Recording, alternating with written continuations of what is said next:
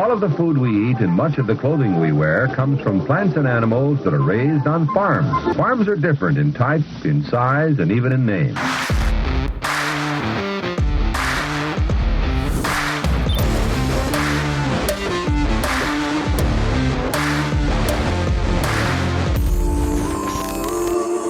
Welcome to Barn Talk. We're back on our Friday afternoon edition. So we got our stuff together. We got our work done. We got our beans planted. We got our corn planted. So we're right as rain, and it's a beautiful day in southeast Iowa. I'm your host, Tork, and this is my sidekick, Sawyer, and it feels good to be back on Friday. It feels normal. Now we're back. I don't know. It just feels right on Friday. We're trying to get into a groove. This feels better than doing it at 8 o'clock on Sunday night because we procrastinated. One thing we did figure out about, when we did this, having this barn, it's going to get really cold in the winter. It's going to get really hot in the summer. So I think we're going to start shooting in the evening because that's the best way to approach with the summer coming up. And right now we don't have a lot of money just to throw and completely air condition this beast, so we're just gonna go with that plan, I think. Yeah, it's gonna take a few subscriptions to insulate this barn and put a few AC units in it, like 50. Maybe, I don't know. Maybe when we have guests on, I should send them a disclaimer DM or text and say, hey, make sure just to forewarn you, you might sweat your ass off when you come up here. Dress accordingly. Dress accordingly, right. Today we're going to talk a little bit about past generations, I guess, at This'll Do Farm. So in our first episode, we teased a few people a little bit about kind of how I got here, because my dad is kind of the linchpin figure in continuing, he was the next generation, and it sure wasn't a given that he was going to end up farming, and he took a long road away from the farm and back, and how he got here and everything that he did in between it's just interesting. It's kind of an amazing story. It just really is. It's crazy because it's just crazy. It's a crazy story. Like young people, I feel like if people my age did what he did, they just wouldn't be able to do it. Like, I look at him and I'm like, I don't know if I could do what he did. I don't think I could. But that's why that generation of people, and his story to us is very unique, but his story to that generation isn't that unique, right? Because if you listen to those guys, and there's very few of them anymore around, but the stories of what those guys went through and all that they did it's inspirational, really. Yeah. And what I say is I use Grandpa as kind of a big motivator, because it's like all the stories he told us, all the stories you've told me about it. It's like, I just feel obligated to almost, I feel obligated because of the sacrifice he made. And it's like, he went through all that, and I'm here, and I'm not going to get drafted. Right. Right. I'm hoping not.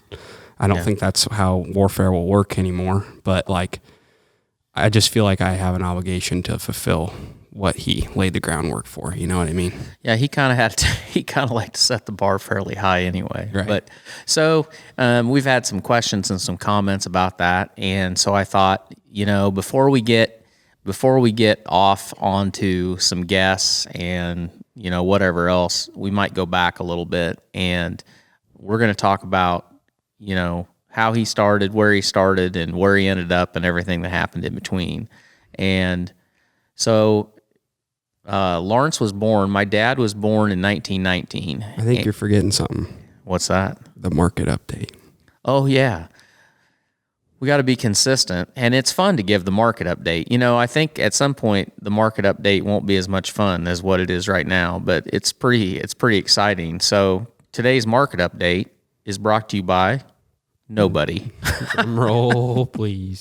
So I was feeling pretty good. I was full of piss and vinegar because I unloaded my corn 2 weeks ago. 2 weeks ago. Yep. $6.29 was the cash bid at the local feed mill, and I thought, man, it's pretty good. But Cash Corn closed today, so Friday the 30th, Cash Corn closed, and you can get pretty much $7 anywhere around local.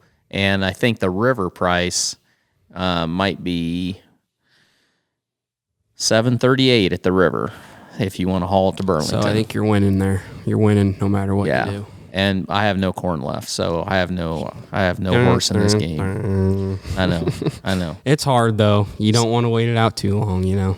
And beans are basically $15.70 at the river. Everything's high. Hogs still over $100, cattle over 116, and feeder cattle are, I don't know if I wrote that down. Yeah, like 133 on the board. So everything's high. Commodities are all high. So it's great. It's a great day to be a farmer. Bitcoin's coming back. Tesla's been on the skids. The earnings call, they made a lot of money off of selling solar. Well, selling carbon credits, and they unloaded a little Bitcoin, and I don't think the analysts like that very well. So they've been getting beat up on this week, but that's okay. Long game. Got to play the long game. Long game. Time in the market. Anyway. Back to the Lawrence story. Yeah. So my dad was born, and he was the oldest of 3 kids. So he had a sister and a brother, and all of them are gone now. But he was born in 1919, and I'm not going to go back. I'm not going to get off and go back too far, but it's interesting because his dad, our family farm, if you're going to talk about how we're all here and how the land came to be, you got to talk about the Meeks. The Meeks are they're the people that settled this chunk of property, and that's a hell of a story. But so there weren't any Meek men in that line. There was 2 daughters, and P.F. Whistler was my grandpa, and he came back here to the farm. He was not a farmer. He was actually a professor, and he met my grandmother at Illinois College. Actually, I think they met at Drake because he went to Drake and she went to Drake. He became a professor, and then she went over to Illinois. I don't know. I don't know exactly how that worked as far as, I guess she went there to get some other degree or whatever. But anyway, there was definitely a relationship there. And he came back here and looked around and decided, screw teaching. Yeah, I think I'm going to farm. And I think that was kind of to the dismay of my great-grandmother, because I think all she wanted to do was to get her daughters away off the farm. She did not want them to end up being back here. And I wonder why, though, because I mean, back then it was kind of like everyone farmed, you know? Yeah. Like that was kind of like, I don't know, wasn't that like what wealth was, like wealthy and just like having your. Well, I'll tell you why. The reason why is because her husband died. So Bertha was my great grandmother, and her husband died young, and she was basically left to raise those 2 daughters.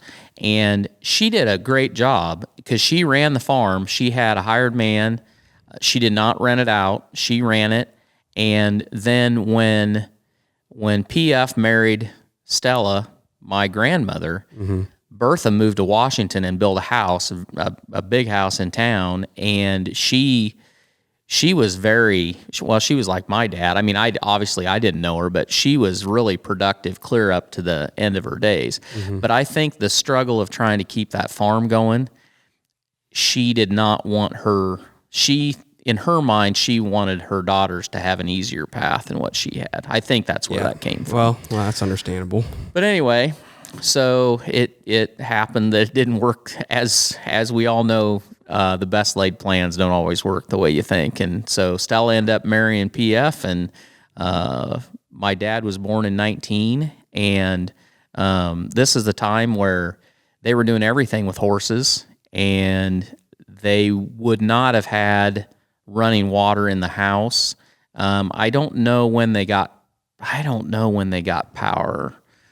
Though I should know those answers, but I don't. But anyway, and all this taking place in the house that I live in today. So the house I live in today is basically the original farmhouse. Yeah, the original.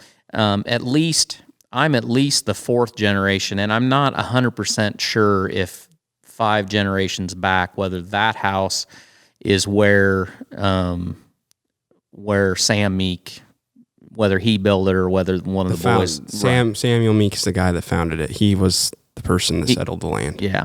But anyway, my dad grew up, working here on the farm and walking to school, and he went to country school just a half mile up the road. Living Lake School is where he went to through the 8th grade, and then 9th grade he went to the high school in town. Was that when he upgraded to riding the horse into town, or he still have to walk? So, my dad never could tell that story about how he had to walk uphill both ways to school, because he always bragged that they had a pony, and because he was the oldest, he got to ride a pony to work or to school, and the school was only a mile from our house. So there was none of that. So he had a pretty good gig. He had a pretty good deal on that. I think he shared the pony with his sister and his little brother, though. So he did his part. So through that, obviously the Depression came along, and he lived through that time.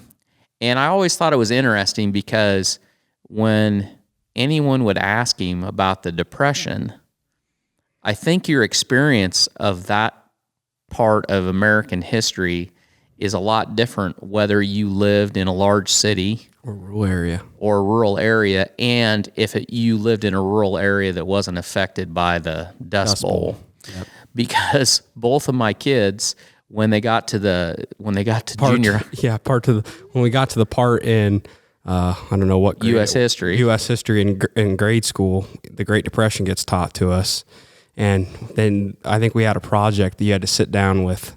You had to do some research project or something. I'm like, well, shit, our grandpa, hell, he lived through it, so I'm going to sit down with him and ask him questions. And he always would just like, well, it wasn't that bad here. It just wasn't that bad here, because they lived off the land and they grew their own crops. They had their own animals, and I mean, you had the food. The food was there, and it was pretty simple living. So he would always say, well, we didn't have any money, but nobody had any money, so it really wasn't much different than it'd been before.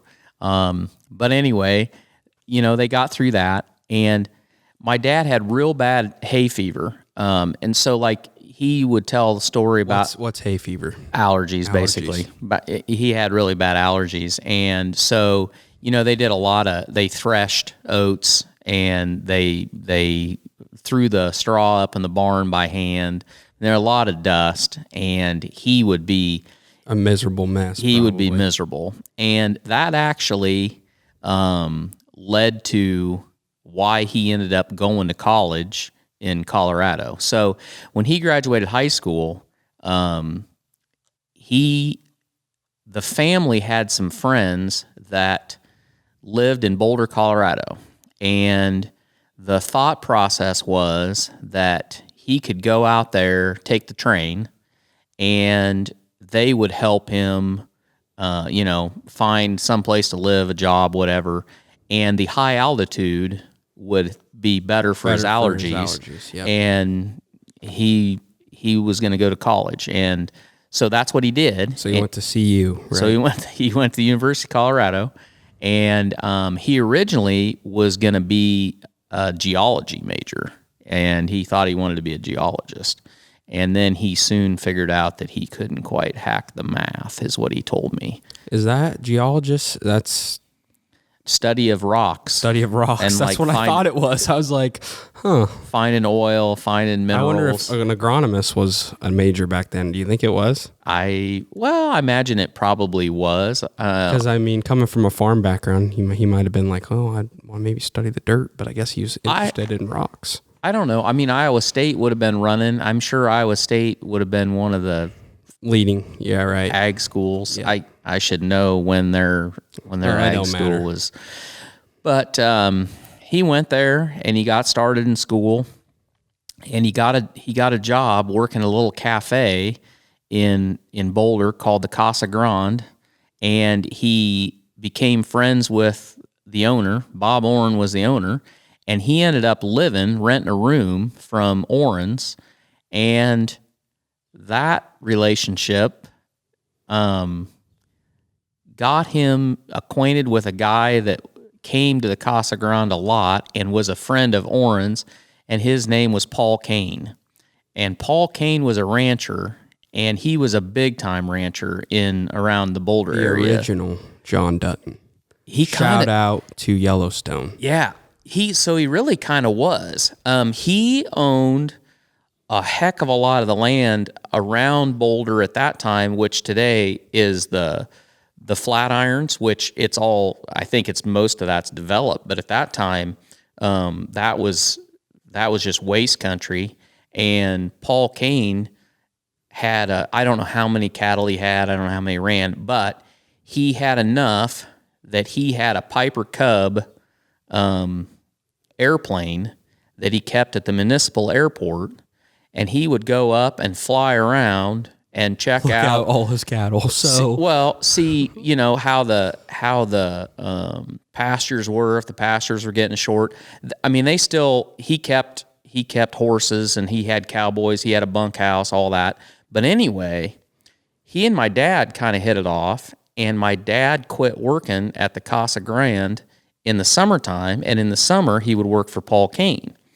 And over 3 years, while he was going to college, he got an interest in flying, and Paul basically taught him how to fly. And then, do you think Paul spiked that interest? Do you think he? I think completely. I think my dad, coming from, so they had a connection because my dad was a farm kid, right? And he had a good work ethic because it had been beat into him like it's been beat down generation after generation, and I think Paul respected that. And they kind of had a connection. And then when, I'm sure he was fascinated by the fact that him having a plane. Yep. And so he got an interest in it. There was a program going on, and I don't know what the name of it was, but there was a program going on where the government would pay for your schooling or your certification if you wanted to get your private pilot's license. And so this would have been in 41 probably. Let's see, he would have gone out there. If he would have gone out there, I think in 38. I think in the first podcast I said he went out there in 39, but he was born in 19. So I think he graduated like in 37 and went somewhere out there in 38. 38, 39. So probably around 40 is when he probably got his pilot's license, one of those years. And I don't know if he flew much other than I think Paul let him fly. But anyway, he got through college, and the war was going on, and it was a foregone conclusion that you were going to get drafted. It was just a matter of when. Mm-hmm. And if you were in college, I don't think that they would draft you while you're in college. So what did he change? Did you talk about he changed his major to? Yeah, so after his first year, he changed just a business major because he didn't want to be a geologist. He figured out he didn't want to be a geologist. I don't blame him there. And so he made it through. He graduated, got his degree, and got his license, pilot license. And he had his private pilot's license, and he got drafted. He actually came back here because the draft board, his name never had gotten transferred to Colorado, so the draft board basically sent him a telegraph, and he had to report to the draft board in Washington, Iowa. You think Stella sent him a letter and said, "Hey, you need to get back home"? No, because it was a big deal because time-wise, he only had a certain amount of time to be here, and he was all the way in Colorado, and by the time they got a message to him, and haul ass home. Yeah, he got on the train and got back here, and so what was the so how did some guys because I know most men got drafted, but some guys did they get out of it? Didn't have to go to the draft? Like, how do people get out of the draft? Because there's those stories where people somehow get out of the draft. I don't think in World War II you got out of the draft. You couldn't have gotten out. I don't think you did. Vietnam, you probably could have gotten out of it a little easier, but yeah, that was the first, well, not first major world war, but I mean, for us, that was the biggest one. Yeah. I think at that point, a heck of a lot. So after Pearl Harbor, a heck of a lot of people just enlisted. They just wanted to get in. But then, like, people that were in college, as they graduated, then they got drafted. Or if you were at a high school, and I think if you were out of high school and you weren't going to college, you were eligible for the draft. Somebody can correct me on that, but I think that's right. So anyway, my dad, he waited until he had graduated, and he had to report. He went through basic in Biloxi, Mississippi. Yeah, so he went to. So that's the other thing, Army. We talked about this a little bit, but did everybody get drafted to go to the Army? Well, I think you only had the Army and the Navy, because the Air Force was part of the Army. It was the Army Air Corps, and that it was just in the beginning. And then the Marines, that was part of the Navy. So I think you either got drafted to the Navy or the Army. I think that's how it went. Yeah. I don't know for sure. So you had to decide if you were going to be on a boat? Well, I don't know if you had a choice. If you had any choice. So he could have just as well gotten drafted and the Navy. Gone to the Navy, but he got drafted to go to the Army. So he went through basic in Biloxi, Mississippi, and he got through that. And then, no surprise, they were in need of tank crews and half tracks, because the average life expectancy of somebody in a Sherman tank was not very good at that point of the war, I don't think. Did you ever seen the movie Fury? Oh, yeah. Yeah. If you guys have never seen the movie Fury, that is a really good movie, kind of showing you. Was that World War I or World War II? That's World War II. That movie is intense. Like, it's all about tanks and guys that drove tanks in World War II. And yeah, hell, I wouldn't. It's pretty gritty. I wouldn't want that job. It's pretty gritty. So he went, and that was at Fort Knox, Kentucky. So you got done in Biloxi, Mississippi, and you went to Fort Knox, Kentucky.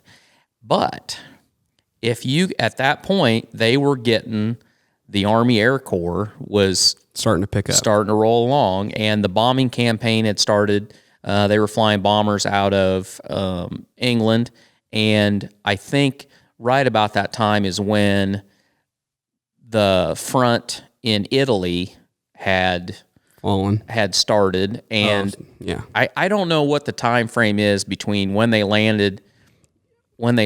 D-Day, whether or not they had established a foothold in Italy or not. I feel like they hadn't, but I don't know for sure.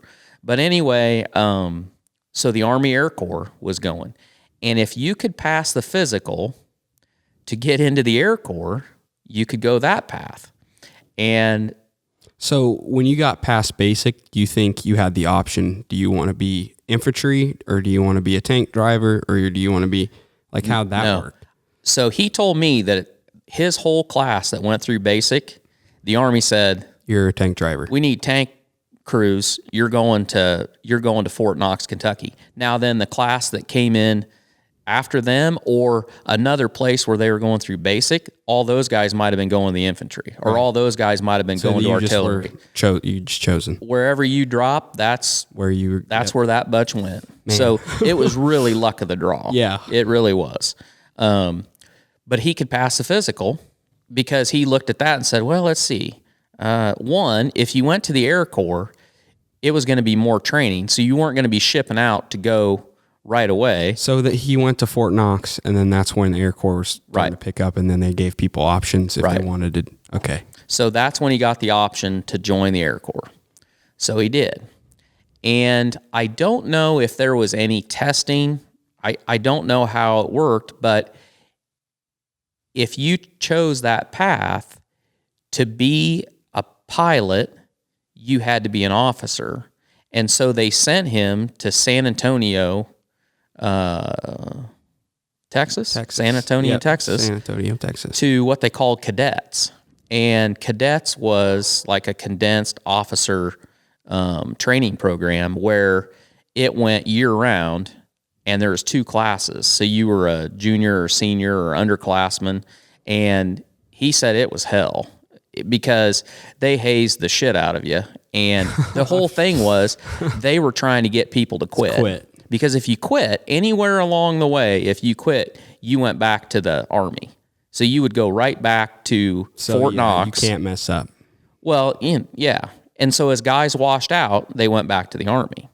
And so he spent, I don't know if he spent 12 months or 18 months there. I can't remember exactly how long the training was. So there was no break in between underclassmen to officer. So today, I think that in the Air Force, whatever form that is, it's probably a class where you go and then you have so much time off where you probably are doing some job in the Air Force, and then it starts up again. But they ran it. Well, because they had to. Right. I mean, they had to get people They out. had to get pilots. Right. They were trying to get pilots. Right. So he made it through that, and then he went to primary. And primary was in Colorado Springs, which Colorado Springs today is a big Air Force. So he became an officer. He got through it, became Yes. an officer. Now he's going to go try to become a pilot. He's going to try to become a pilot. And so, ironically, through all this, and we'll talk about this in a minute, nobody that he's with in there has any idea that he has his private pilot's license. He kept that a secret. Yeah, he didn't tell anybody. So he knows how to That's fly. probably smart because they would probably target him more in hazing if they would have knew he was a pilot. Well, and he didn't know. He honestly didn't know. He could have just as well end up, I think, being in a bomber crew. Oh, you didn't know what you were going to be. I don't think that you did. But anyway, he made it to primary, went to... So was primary the same way in the fact that if you didn't fly or if they didn't think you were good enough to fly, you were out. There's no more extra practice or anything. As he would say, which he used many times, if you couldn't cut the mustard, you were out on your arse, and you'd go back to the Army. Man, that's cutthroat. Yeah, and so so primary was all your ground school, and then so it was. I want to say it was 6 weeks of ground school, and then it was 4 weeks of What's ground school? So all the book stuff, all the aeronautics, all the controls, all the stuff they gotta learn. The theory of flight, all that stuff. And somewhere in there, they found out that what his class was learning was to be fighter pilots. Oh, so they were just studying this stuff and they didn't know, and then they... Well, yeah, I don't know exactly when he knew. So when he was going through cadets... They had no idea. He had no idea whether he would be a pilot, whether he'd be a bombardier, whether he'd be a tail gunner, what he'd be. Right. Didn't know. But at some point... They probably compared notes or compared what book the bombers guys had, or they were like, oh. Or they said, eeny, meeny, miny, mo, 1 through 16 goes here. And Yeah, I mean, who knows? There's a war going on. So Yep. they're just trying to get people through there as fast as they can. Yep. But anyway, he got through that and got to ground school and did all the book work. And then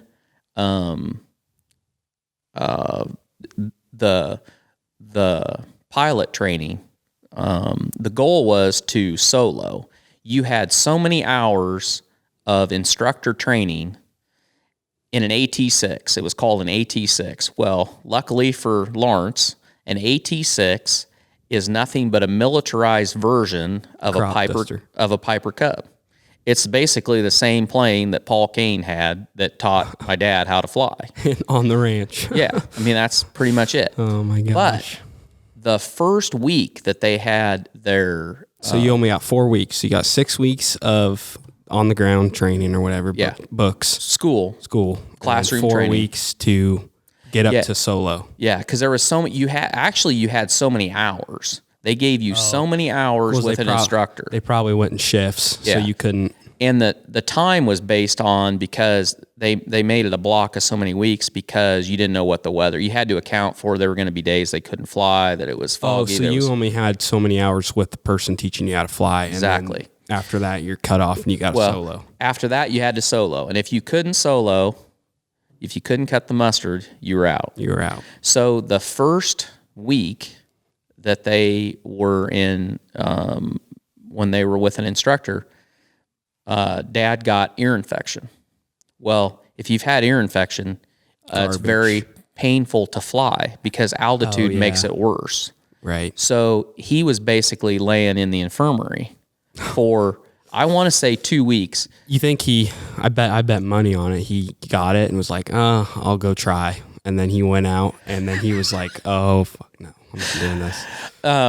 So here's the deal. This is the deal. So it came down that he got cleared and he went to the commander of that training deal. And he said to him, I want to try. And he told him, he said, Wiss, he said, you think you can solo in a day? Because he goes, these guys are shipping out in 3 days. So he was out for like 2 weeks. Yeah, he was out for 2 weeks. So this is the last week. So everybody in his crew had either soloed or washed out. Or they were getting sent back. So wait, everybody that he started with either passed or didn't? Yes. So correct. they let him go in the class below him? No. Everybody that was with him, by the time he got out, they had either soloed and they were just waiting to ship out to what they called secondary. Right. Or they had washed out and gone back to the Army. And he said to the commander, he said, I think I can do it. And he's like, okay. Go ahead. And so this instructor took him down. They got in an AT-6, and he said, well, let's go. So he took it up, and he gave my dad the controls, and he didn't do too bad. And this guy said, you're pretty natural. Yeah, you're pretty handy on this. He goes, you think you could shoot a landing? And my dad said, well, I think I can. He goes, well, take it in and land it. So he did. And then he took it back off and he said, land it again. So then he landed and then he was still with the instructor? Yep, still with the instructor. Okay.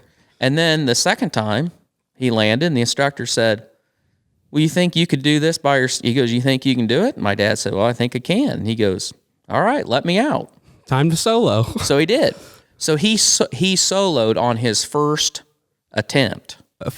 And remember, the thing about this is so good is nobody knows that he had his private. Nobody knows. License. And in fact, the guys that he went overseas with, he never told them. He never told them. That is legend. I mean, that's kind of legendary. That would have been. He never told them that. So they thought that he was going to crash and burn. Shit, Lawrence Whistler is a natural. This guy is. He was meant to fly. He was meant to fly. They didn't know that he'd had Paul. Yeah, Paul. He was with Paul Kane. I don't know how many hours he'd had flying with somebody else, but anyway. So he soloed. So he made it through, and so then secondary was in Dover, Delaware, and this is where I think that generation people don't give them enough credit. Well, I mean, people give them credit, but just the way World War II was fought, and what the guys that fought it were given, and what they were expected to do is amazing. Because when they got to Delaware, they were flying P-40s. P-40 is what they were using, and some P-47s, and that was the first time they were around an actual like fighter plane. Mm-hmm. And they learned about, leading and how the guns worked. And, today, if you're a fighter pilot, they use lasers and they use, it's simulated and if you've got a hit or not. I mean, obviously I'm going back to my Top Gun days. I don't know how they really you don't know all the details. But this is how they did target training. So they had ships out in the ocean off the coast of Delaware, and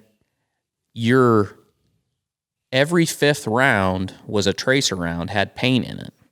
And these ships would pull these big targets, cloth tarp targets behind them, like a big kite. Right.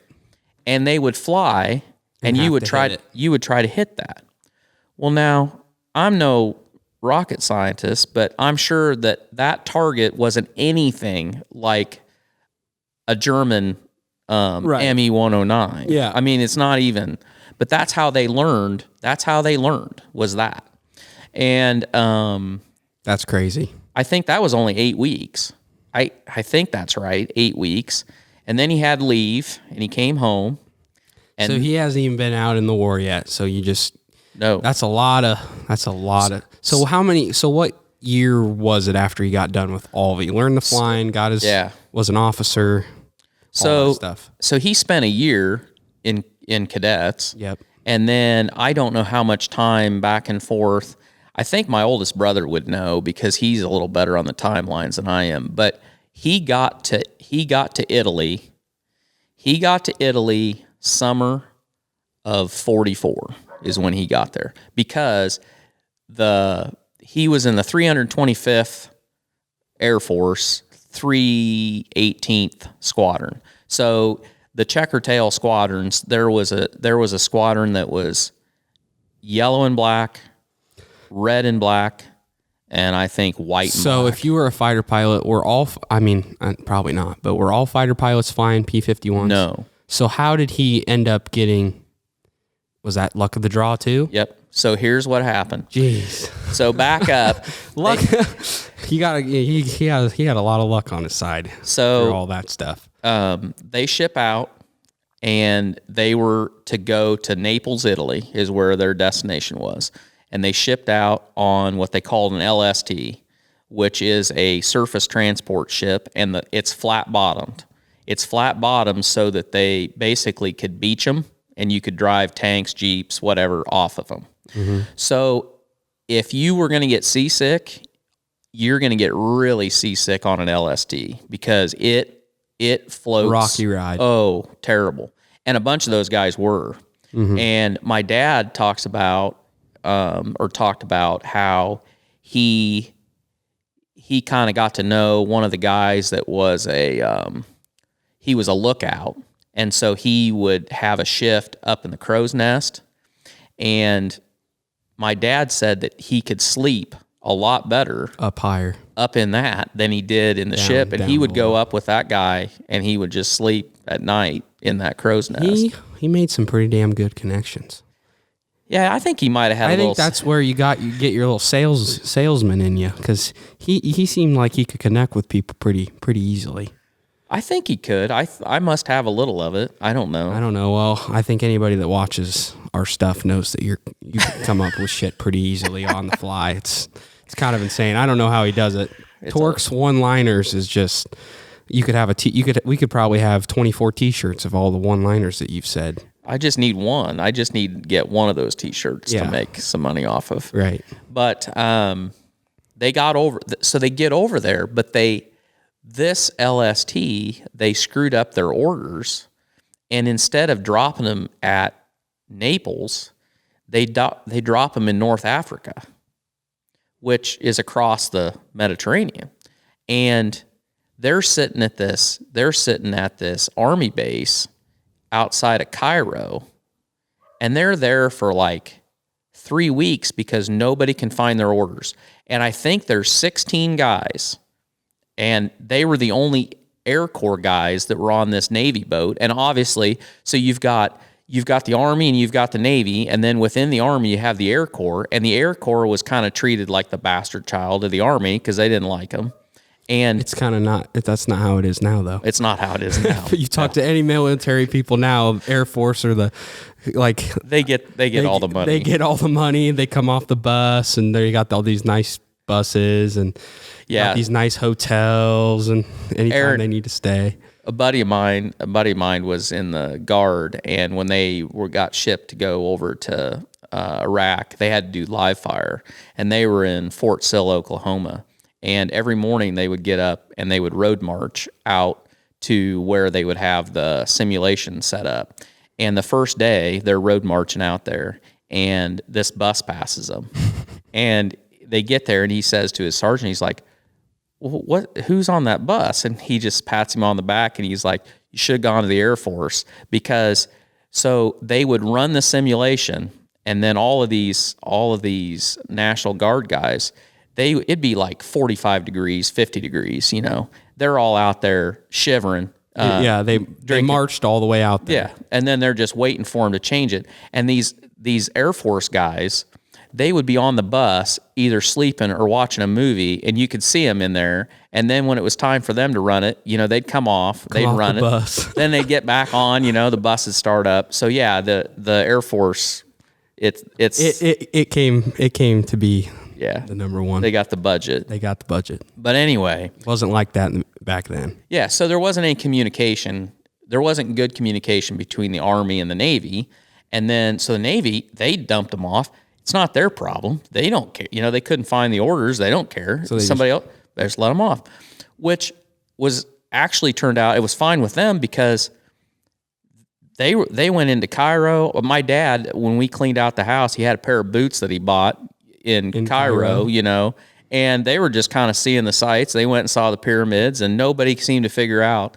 Well, anyway. That is crazy. They finally figured out what they were supposed to do, and they put them back on a boat, and they get to Naples, and then they get in a deuce and a half, and they haul them up the coast, and their base had just moved up further. So as the front progressed up into northern Italy, the Air Corps moved up too, because the goal was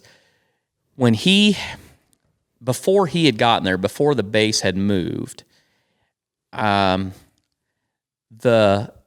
bombers would come over from Britain, and then the fighters would pick them up and escort them into Germany.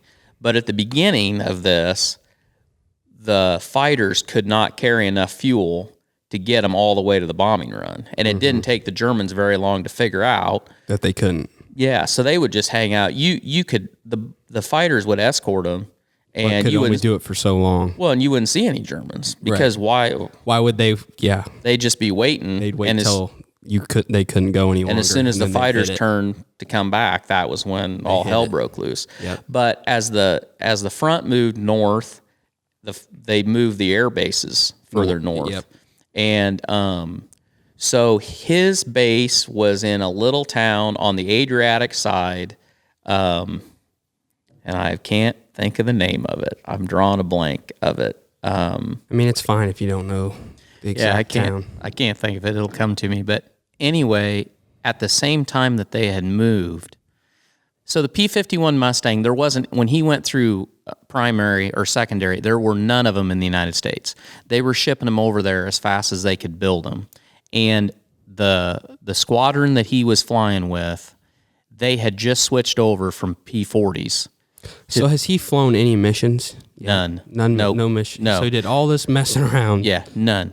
He hadn't seen any combat, and he's never even seen a P-51 Mustang. He trained in a P-40 and a P-47. Mm-hmm. And to the shooting training, the target practice training. Yeah. Okay. And they literally get off the boat, and they get picked up.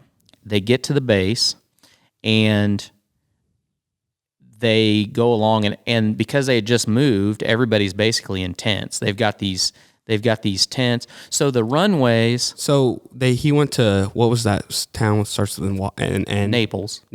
Yeah. And then so they got there, and then they started moving their bases. Well, no, Naples was the main naval base because so the boat came into a naval base. Yep. And then somebody from the Air Corps comes and picks them up in a deuce and a half probably.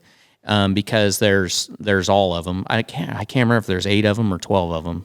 But anyway, they take them up the coast to where the Air Force base is. Yep. And these bases, the runways were basically heavy corrugated steel. So what they do is the engineers, the engineers would come in and they would level a spot, and then they would lay down these big sections of corrugated steel, and that was what the runway was. And then you'd have where they set up the... You think they did that just for time's sake? Yeah, so right, because they didn't have time. To pour concrete. And then the goal was, obviously, as they were far enough behind the front that they were safe enough that they weren't going to get shelled. Right. And also they kept moving further, so there's no point of even pouring concrete. So that was the idea of it. Got it. So they get to the base, and they're going along, and my dad said he'll never forget, because the sergeant or whoever it was, he's like, Whistler? And he's like, yep. He's like, you're bunking there, and somebody else with him too. And they throw their stuff down, and they go to this tent, and there's 4 guys to a tent, and all four little areas, beds, have people's stuff in it. And the sergeant or whoever, the lieutenant, says, well, just throw their stuff out because they're not coming back. So those guys had flown a mission and didn't come back. Right. Welcome to it, pretty much. Yeah. And they said, meet down at the rampart, which is, I can't remember if that's exactly what you call it, basically where you had the planes parked. And they got their stuff stowed, and they went down there, and the commanding officer said, welcome to Italy, boys. Any of you guys ever seen a P-51? And they're like, no, none of them had. And they said, well, let's go test hop them, because you boys are going to Germany tomorrow.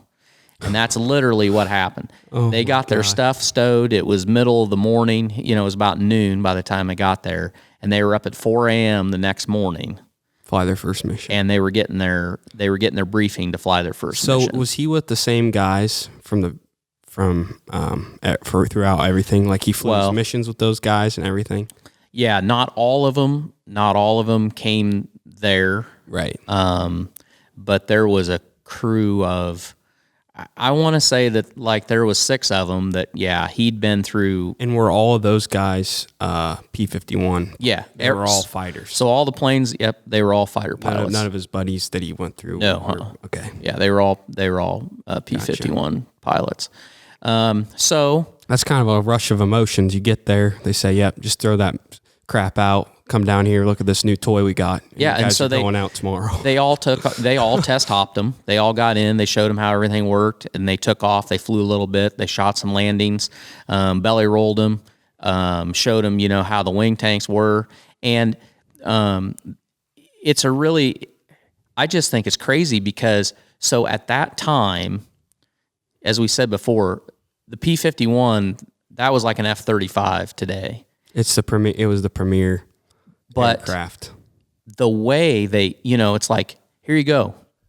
I mean, just go. Right. Just go. Because, war's on. There's no time for, it's like shit or get off the pot, really. And I feel like that's kind of how all of America was too, though, because they were like, oh, we got to make this plane, and this is the best, but we got to there's no trial runs. We're just gonna get them built and take them out there. Yeah, ship them out.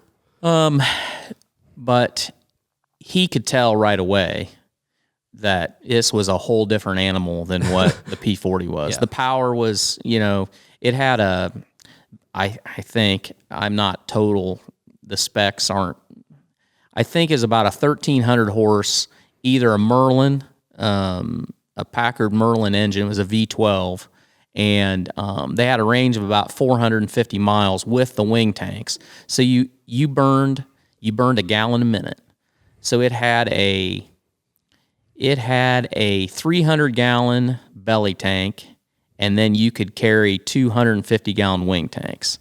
So it had a 600 mile range. If I'm right on that, it could be a 150 gallon belly tank. If that was the case, it'd have a 450 mile range. But I want to say it's 300 gallons.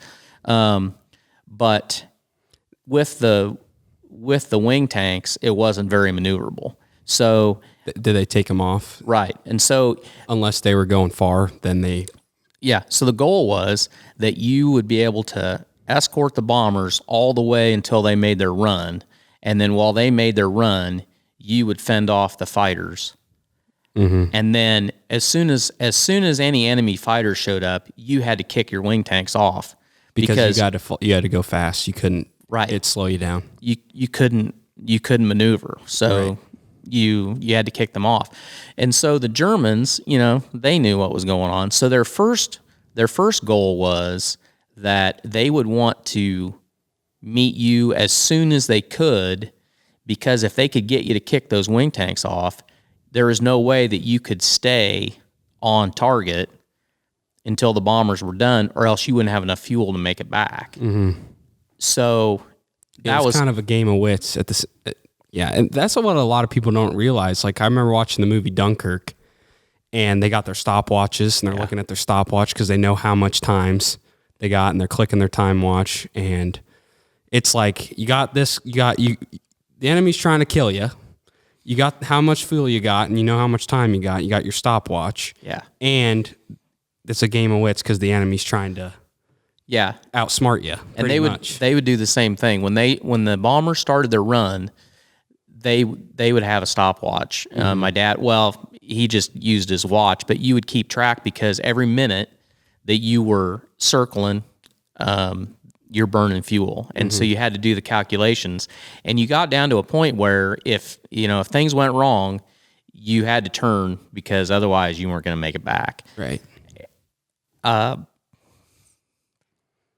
This is a very hard, this dad had a special bond with, it's his dad, obviously it was my grandpa, and anytime we bring up war stories, it's hard because it's a proud moment. It's what those guys went through was just absolutely, it's just something that I don't think I don't know. Men back then were crazy. They were tough. They were tough as nails, and what they went through versus what people in my generation go through is just like nothing. And the story and just the fact that they put their lives on the line to essentially keep America going. I mean, fighting in World War II, kind of going on a ramble here. Well, that's all right.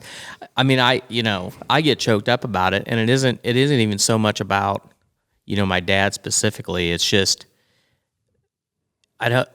people don't, it's like you said, and it's that way, it would be that way if it was me and I was in Iraq or whatever, because it's a special thing. The sacrifice that they did, and my dad was damn lucky that he made it back, because there were a heck of a lot of guys that didn't make it back.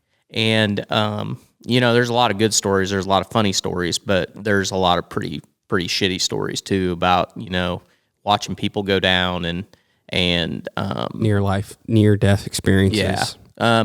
And we're not going to let this thing get too long, but so one of the first things that my dad experienced was on a P-51 Mustang, there was a stop. There was a throttle stop where it's kind of like pulling out the stop on a 40-20. You don't want to go over a certain throttle, but there's more throttle there. And you figured out real quick that if an ME-109 is on your tail, a P-51 will outclimb Messerschmitt if you put it to the wood. And a lot, my dad, he didn't think twice about popping that safety wire and putting it to the wood, because you could outclimb, and then you could roll it and you could get in behind them. And the downside of that was that you would catch hell from your crew chief, because when you got back, if that thing had been gone past the stop, they'd have to pull the heads off of it and make sure that everything was all right. And, the crew chiefs, the crews, they had enough. Well, they had enough to do. They didn't want to have to do that. But, it's the difference between bringing a plane back or not. But I'll tell you one quick story. When my dad was he hadn't been there very long, and he was flying on somebody's wing, and the guy that he was flying on had, 25 or 30 missions under his belt. And he was a guy that, as soon as they got off the mission to come home, when the bombers were on their way home, then they would kick off and come back south to Italy. And he would be looking for anything that he could shoot the hell out of. I mean, for fun. Well, right. And there was no use of coming back with any ammo in your wings. So a Mustang had 6 .30 caliber machine guns, and the wings, they were belt fed. But anyway, he was looking for a railroad yard, he was looking for an ammo depot, he was looking for trucks on the road, he was looking for gasoline tanks, anything. And they were coming south, and he was flying. There was 4 of them, and they were flying, 2 and 2, and he was flying on this guy's wing. And they came over a ridge, and here's a big railroad roundhouse where it was like a depot where trains came in, and they had a roundhouse where they'd switch them to send them a different way. Mm-hmm. And he was like, it was like Christmas morning, and they came down just right as low as they could, and they're just shooting. Lit it up, coming down the rail. And behind this, ahead of them, is this old growth pine forest, German Bavaria. And my dad, this is the first time he's ever been on a strafing mission, and he's just like a kid in a candy store because shit's blowing up, and he's looking over his wing. Anyway, he looks up, and the guy that he's flying on his wing, he's gone because he's already pulled up, and he looks in front of him, and all he can see is pine trees. And so he pulls this thing up, and he thought he was done, but he pulls up and he gets out of it, and he makes it back. And they land, and so they go to the officers club, and he's standing in the officers club. And before long, somebody comes up and taps him on the shoulder, and he turns around, and it's his crew chief. And his crew chief drags him. Well, first, I don't know for sure. I've heard it both ways. I'm not so sure he didn't punch him in the face first. That's what you always told me. He got decked right in the face. Yeah, he always told me that he punched him in the face, and then he proceeded to drag him out of the officers club, and he brings him down to where his plane is encamped, or whatever they call it, and he shows my dad the air intake. So the radiator on a 51 is on the belly side, just below. There's a cowl there about halfway back under the motor. Anyway, this cowl is shoved clear full of pine branches. And this guy tells my dad, don't you ever do that to my plane, because those guys considered them their planes. And my dad tried to steer clear of doing anything stupid after that. Like that again. Yeah. But he made it through. He made 52 missions over there, and he got real tight with the group of guys he was with. And you had to fly 50, and if you flew 50, you could come home. But my dad could type. He'd been through college, and he could type, and he worked at the Journal when he was in high school, the little Washington Evening Journal. So he was pretty good at putting information together. So at some point over there, he became the operations officer. The guy that was the operations officer moved on. I don't know what happened, but anyway, they made my dad the operations officer, and he became a captain. He got the Distinguished Flying Cross. And he got the Air Medal while he was over there, and those are some pretty good stories. But well, we got time. You can tell as many as you want. I mean, this is not everybody can tell this stuff. Yeah. There's not a lot of them left. So feel free. He told me, a lot of people would ask him, if he was scared when he was over there, and I'm sure he was scared, and he said. But he would always say that what he told himself every day was, every mission he flew, he said that Uncle Sam had given him the best plane that had ever been built, and he'd had the best training that they could give him, and he figured that if anybody was going to make it out, it was going to be him. So that's what he told himself. And he said that really that plane was just an absolute joy to fly. It was so much fun to fly. So when he was operations officer, any plane that had a problem, they would tag it, and whatever it was, if it was a radio, if it was misfiring, if there was something happening, they would fix whatever it was, but then that plane had to be test hopped. And my dad, he loved going down to the flight line, and if there were planes that needed to be test hopped, he'd just take them because he loved flying. And they didn't care. He was kind of his own, nobody was really checking on him. And he'd take off and he'd fly around and look at this, look at that, come back, and they also had a 51 that they stripped all the armor out of it, and they put a jump seat in it. and they used it like if they had to go pick somebody up down at Naples, or if they had some big wig that came in that landed and they brought him there, somebody would go pick him up in that thing. And it was a fist fight if to fly that. If you got the chance to go pick somebody up, you wanted to do it, because that thing was about I don't know, it was probably 700 pounds lighter than what they flew. So it could just fly. Yeah, it was fast. I mean, it was really it's comparable to what the 51s that are around. Obviously all the armor's been stripped out, the guns have been stripped out. This one still had the guns in it, but it didn't have the armor in it. And compared to what they were flying, it zipped. Hauled ass. Not only did it zip, but it cornered. It just did everything better. Yep. And did he ever get the chance to do it? Yeah, he did. He loved flying. I think he got to do it a couple of times. So what changed him? I think he would have stayed. I think he would have been one of those guys that stayed longer, because I kind of got off there. But when he became the operations officer, after he'd flown his 50, he could have come home, but the commander or whatever asked him if he would stay on until they got somebody in there, because they didn't really have anybody to do it.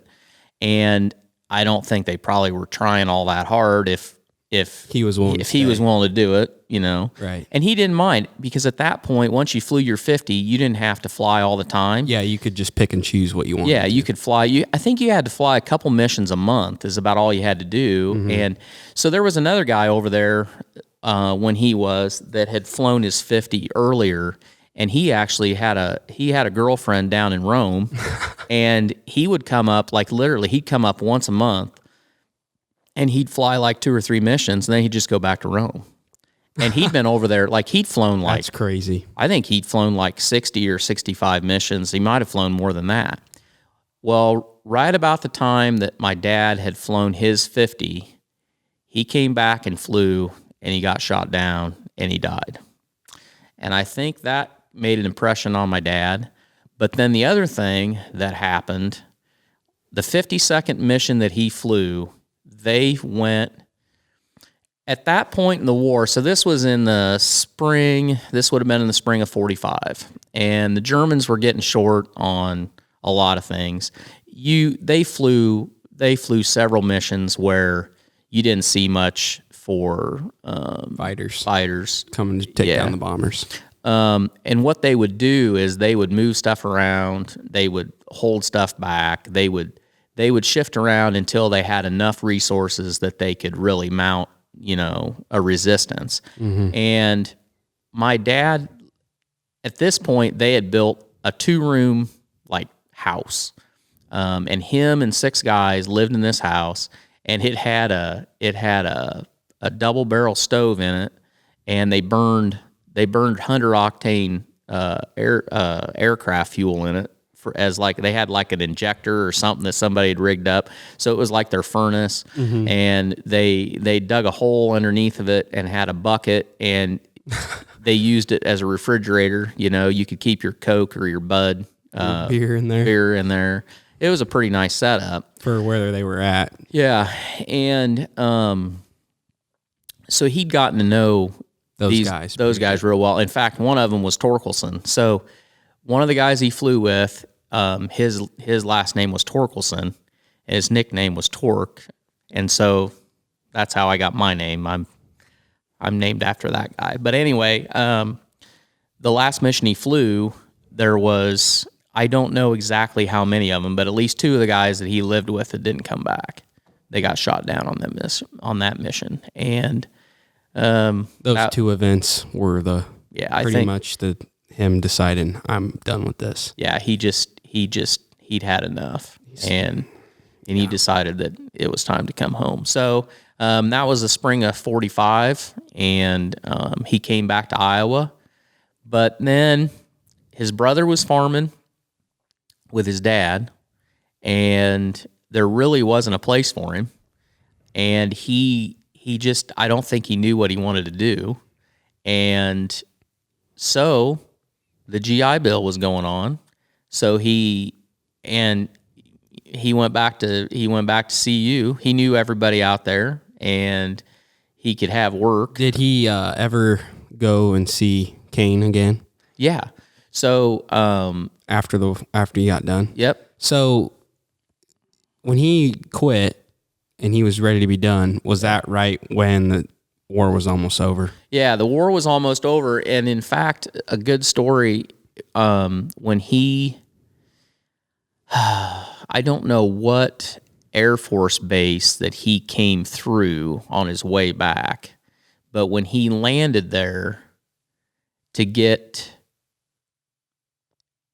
to a naval base to get on a ship to come back, there, while he was waiting, there was news that there was a captured German jet. So the Germans they were on the cusp of perfecting a jet airplane. In fact, they had one, an ME, I can't remember what the number was, and there was a few of them that were produced, and they were faster than a 51. And they became a priority for the Air Force. Basically, they got the order that if you were in combat and you spotted one of those, they didn't care whether you were, they didn't care if you were to the bombing run or not. Your number one priority was to kick your tanks off and try to take those planes down, because they knew the specs on that plane, that if the Germans would have had a little more time and they could have produced them in numbers, it would have been, it could have changed the outcome of the war. And so it became their number one priority. If you saw one of those, shoot it down. But my dad never saw one, but when he landed, I don't know if that was in Naples. It might have been in Naples, but when he landed there, they had one that they'd captured. And he was like... He looked at it and was like, oh, man. He was like, yeah, it's probably a good time to get out. Decision to get out. Yeah. So he did. My dad lost touch with those guys, but when I was a teenager, like when I was about 15, 16, he started going to the reunions, and he went to several of the reunions, and some of those guys stopped, and we had them at our house. And, the stories that I'm telling you, they seem, it's unusual, but for that generation, all those guys went through that. I mean, it's just it's a crazy deal. Anytime you talk about war or anything, like even when I watch war movies, I mean, I tear up because it's the ultimate sacrifice. It really is. Like, I don't think there's probably a more honorable thing to do as a person than to fight for your country. I mean, there just really isn't. Yeah. I mean, there's obviously jobs that regular civilians do, like farming. I mean, that's a pretty fulfilling thing that we do that, helps a lot of people out. Right. Being in the healthcare, that helps a lot of people. But putting your life on the line, I mean, and watching these stories and listening to stories, it is emotional because, like, I remember watching the movie Lone Survivor, and I mean, Hollywood, it's not as detailed right down to the story because they have to make it all Hollywood and everything. Yeah. But I mean, it's like those guys. Yeah, it's tough. Well, that mental fortitude, and they make you feel like you feel very inferior when you listen to those guys talk, because it's just like, man, I'm not even, I don't know if I could do that. Yeah, right. And I think all those guys, it changes them. And,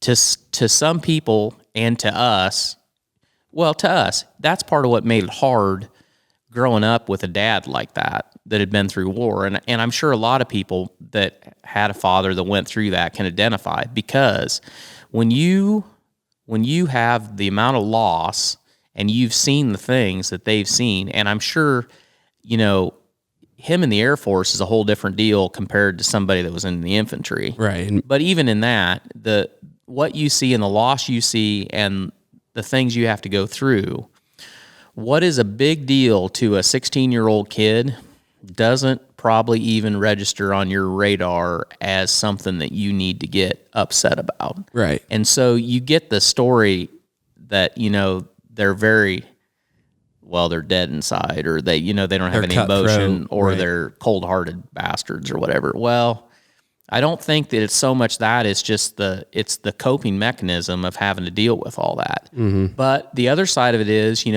for my dad, it gives you the determination that, when most people would just quit, you don't quit, because you're kind of callous to it. You're just because it's hard, you're not going to quit. And that's kind of how he was. I mean, yeah, the discipline that they ingrain that in you, and then you go through he went through real life situations where that really was like when he's in a freaking gunfight, you can't retreat and fall back no matter how scared you are. Or the story so my grandpa Lawrence is about probably the same height as Dad here. So Dad gets his height from Grandpa, but in Grandpa's scenario, I don't know. This is one of the craziest stories. I think this is a near death experience for my grandpa, and you told me this, that he was just short enough in his P-51 that he had bullets go through the seat right above his head. Yeah, through the cockpit. Through the cockpit, right above his head. And if he was even an inch taller, or he was a little bit taller, he would have been done for. Yeah. And I mean, that's just that.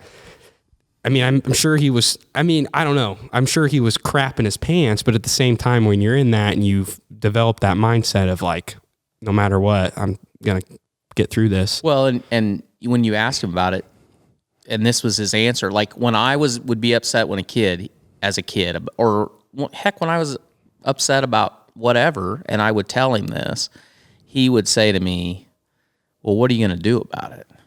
And I would say, well, there's nothing you can do about it. And he goes, well, then quit worrying about it. Only worry about what you can do. And his analogy of that is when you're sitting in a cockpit and bullets are going past you, or in that case, you get a bullet through your canopy, what are you going to do? Because there's nowhere to go.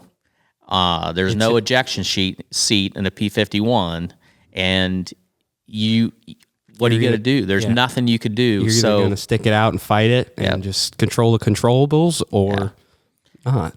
So anyway, he made it back, and he didn't know what to do. So he decided that he'd like to be a lawyer, and he went back. So the law school had been basically on hiatus during the war because you didn't have anybody. Everybody was being drafted. And so he was part of the first class of, I would assume it was 45, maybe it was 46. And he did that, and I think it took him 4 years? 4 years to do it. I think that's right.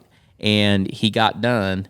And as you can imagine, the amount of reading and the amount of writing and the amount of studying the law and studying precedent, it really took a toll on him, that by the time he got done, he did pass the bar, and he actually got a job with a law firm, I think down in Denver. But a lot had happened back here at home. His parents were getting elderly, and there was an opportunity. When he came back, he started farming with his brother. But anyway, he made the decision that he wasn't gonna practice law. That he really just got to the point that he hated it. He just hated the books and the hours of reading and all that. And he came back here in 49, and he always said that when he came back, he told my grandmother that right or wrong, he wasn't going to change again. That this was going to be the last job he had. Well, yeah, and how old was he? Like when he decided to come back? Well, so 49, so he was 30. He was born. Did he work a year in Denver, or did he ever say how long he actually worked there? Yeah, I don't think very long. Yeah, I don't think very long. So he was what? So he was born in 39, 49. He was 30 years old. Is that right? 30 years old. 19 to 29, 29 to 39, 39 to 49. Yeah. 30. I would take my shoes off to count, but I didn't want to. I'll spare you that. Yeah, so he was 30. And then you always say that he always felt like like in the first episode, he always felt like he was behind because he started his career off so late compared. Well, everybody kind of started all the men at least that made it back kind of had to start their. Well, he took a little longer because he wanted, tried something and then came back and eventually got to do what he wanted to do. But yeah, and then the other thing that played into that is when he came back, he started farming with his brother, and he and his brother rented ground together, and they actually bought some ground together. But then, and I don't know exactly when this all happened because it happened before I came along, but they had a falling out, and so when that happened, that he ended up inheriting a 1/3 interest. He not only did he have to start late, but then when the relationship with his brother fell apart and they split up, everything they had together. Yeah. He was basically starting over again. Right. And this would have been after my brothers were born. So this would have been in the 60s. So how old was his brother? So he, how much older was Grandpa? Well, I think Raymond was his brother. I want to say Raymond was 5 years younger than me, or younger than him. Mm-hmm. And then Frances was his sister. And she was 2 years younger than him. I think that's right. Yep. I'd like to ask him, but they're all gone now. So I don't know. I can't remember. But yeah, well, that is. So then he had his kids, Grandpa. Is there any more to that? So is there how much longer do you want to go about his journey back to the farm? Well, yeah. I mean, when he came here, his mother was convinced that she would never see grandchildren out of him, because there weren't any women his age that weren't married, and he wasn't very interested in dating anybody, I don't think, because he was focused on trying to get his career, get the farm going and all that. But he had a good relationship with a lawyer from Washington that was his age, Bob Day, and Bob was married, Bob and Corny Day, and they spent a lot of time together, and Bob and Corny kind of made it their mission to try to set my dad up, and they drug him to a young people's dance at the Oddfellows Lodge, I think is what it was called, and that's how he met my mom, Shirley. And my mom's 17 years younger than my dad. My mom's still living. She lives in a retirement home in Kelowna, Iowa, but she was 17 years younger. My dad grew up Presbyterian. My mom was a staunch Catholic, and they ended up eloping, and they ended up going to Elwood City, Pennsylvania, to get married by the minister who had been the minister at the church in Washington, but had just moved there.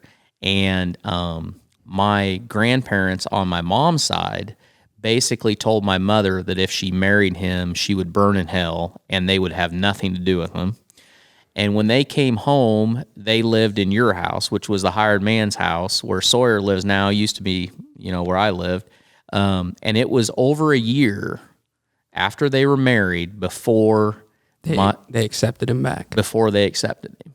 And then it was pretty rough for a while. But my dad ended up farming my grandpa's ground for years and years. So it ended up okay. But I mean, back then, the good old days weren't, you talk about the strife and the problems we have today against people with different ideas. I mean, these were two groups that were Christians, but if you were a Catholic and you married a Protestant, oh boy, it was a battle. It was a battle. So anyway, we should probably leave it for today. Dad did a lot of talking in this one because he knows the backstory better than I did. I mean, my grandpa, Grandpa ended up farming, had this gentleman here sitting in front of me, and thank God, because now I'm here, and we're just trying to do our best to carry on his legacy. And I know this might not be such a valuable episode, like giving you guys value, but we really think it's important to share his story because there's a lot of lessons in there, and there's just a lot of things he went through that gives you kind of perspective on the life we live now and how good we have it now. I mean, when I always look at his life and you tell me stuff, it just really puts in perspective for me, like how easy I have it compared to what he had to go through. And I just want to do my best to, I don't know, fill that role and do what I can. But, yeah. I'll say this quick.